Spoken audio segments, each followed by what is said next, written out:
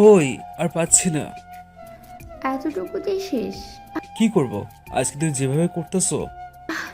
আসতে দাও, ব্যথা লাগতেছে। মাত্রই তো অপমান করলা যে এতটুকুতেই শেষ, তাহলে বলছো কেন? আরে বাবা, তাই বলে এত জোরে দেবা? ব্যথা লাগে না বুঝি আমার? লাগলে লাগুক, আমি আজ দিয়েই ছাড়বো। উফ, কি করছো? ব্যথা পাচ্ছি তো। না, আজকে আর ছাড়ছি না তোমার পা ভালো করে মালিশ করে তারপর অফিসে যাব। না থাক, আমার ঘাট হয়েছে। তোমার আর আমার পা টিপা লাগবে না। কেন কেন? এত সময় কি বলছো? আমি তোমার কিছু করি না, খেয়াল রাখি না। তোমার কিছু হলে আমার কোনো মাথা ব্যথা নেই। আমার ভুল হয়ে গেছে, এখন তুমি অফিসে যাও। পাগলিটাকে নিয়ে আর পারি না। আমাদের বিয়ে হয়েছে আজ এই 7 মাস। এই 7 মাসে আমাদের এতটুকু পরিমাণ ভালোবাসা কমেনি, বরঞ্চ ভালোবাসা বেড়েই চলছে। আমার যদি কখনো কিছু হয়, পাগলিটা কান্না করতে করতে নিজের শরীর খারাপ করে ফেলে। বাসা থেকে বের হয়ে অফিসে যাওয়ার জন্য রওনা দিই। খেয়াল করলাম অফিসের বস সে রাস্তা দিয়ে যাচ্ছে। আমাকে দেখে গাড়ি থামালো।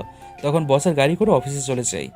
যাওয়ার পথে স্যার বলেছিল আজকে আমাদের নতুন একটা কলিগ নিয়োগ দেওয়া হলো।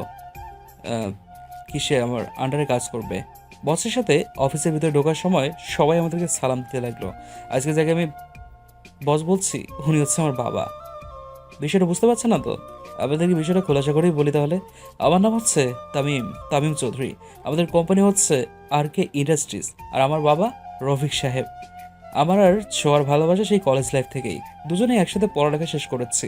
পড়ালেখা শেষ করার পরে আব্বু আমাকে বলে, দেখ বাবা তামিম, আমি আর পারছি না। আমার এখন সময় হয়েছে।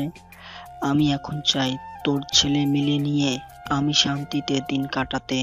আমারও ইচ্ছে জাগে নাতি পতিদেরকে নিয়ে একসাথে খেলাধুলা করতে। বাবা আমি এই বিয়েটা করতে পারবো না। আমি একজনকে ভালোবাসি। আমি এসব কিছুই শুনতে চাই না। আমি আমার বন্ধুকে কথা দিয়েছি, নীলার সাথে তোর বিয়ে হবে। এই বয়সে যা তাকে তাও চা আবেগ। তুই ওই মেয়েটাকে ভুলে যা। আমি যার সাথে বিয়ে ঠিক করেছি তার সাথে তোর বিয়ে হবে, এবং কি এটা আমার শেষ কথা? না বাবা, আমি এটা কখনোই করতে পারবো না। কারণ আমি ছোঁয়াকে আবার নিজের চাইতেও অনেক বেশি ভালোবাসি। আমি তোমার বন্ধুর মেয়েকে বিয়ে করতে পারবো না। তার জন্য তুমি আমাকে যে শাস্তি দাও, আমি সব শাস্তি মাথা পেতে নেবো। তামিম, তুই বলে যাচ্ছিস আমি রফিক সাহেব? আমার এক কথা, আজ থেকে তোর বাইরে যাওয়া বন্ধ। আগামী সপ্তাহেই তোর বিয়ে। আব্বু আমাকে বাসায় যাওয়া বন্ধ করে দেয়।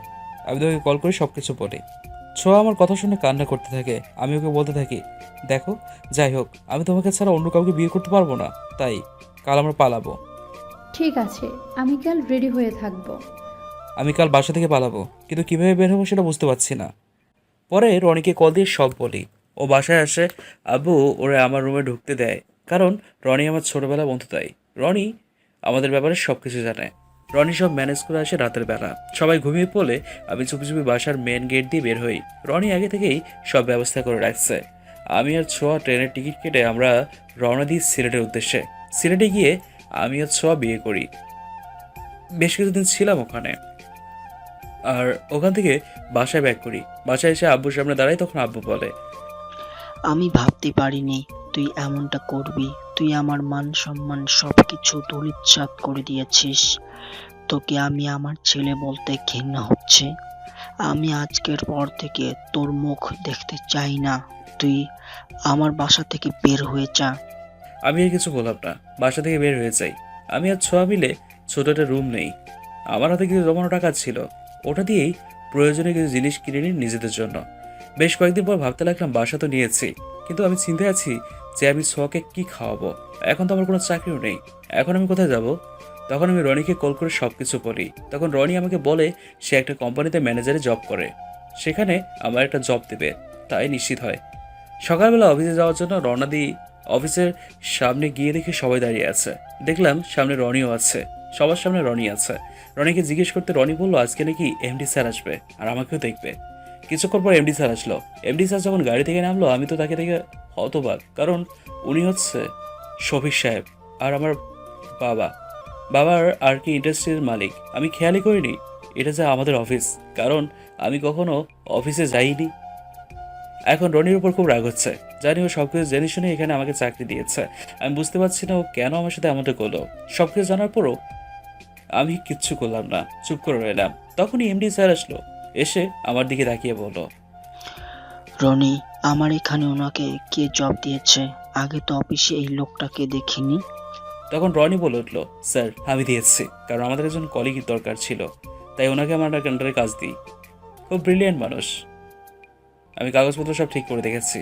আমি এসব শুনেই মাথা নিচু করে রইলাম, আর আমার রনির উপর খুব রাগ হচ্ছে। এমডি স্যার কিছুক্ষণ আমার দিকে তাকিয়ে তার অফিসে চলে যায়।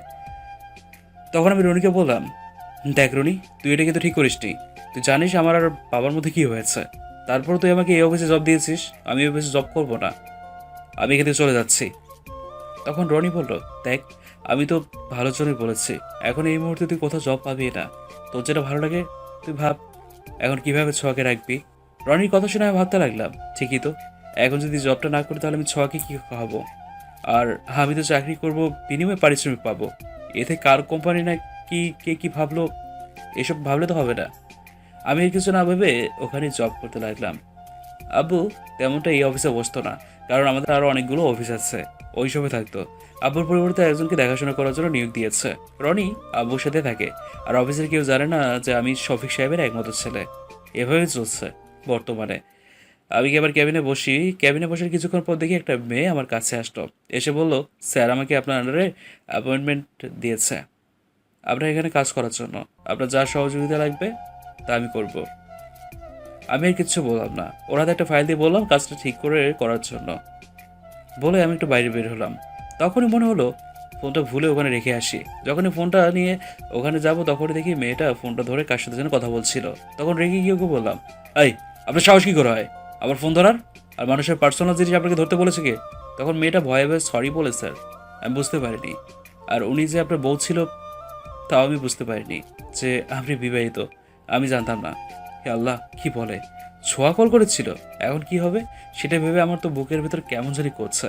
আজকে বাসায় গেলে না জানি কি হবে আমার, কি করবে আমায়।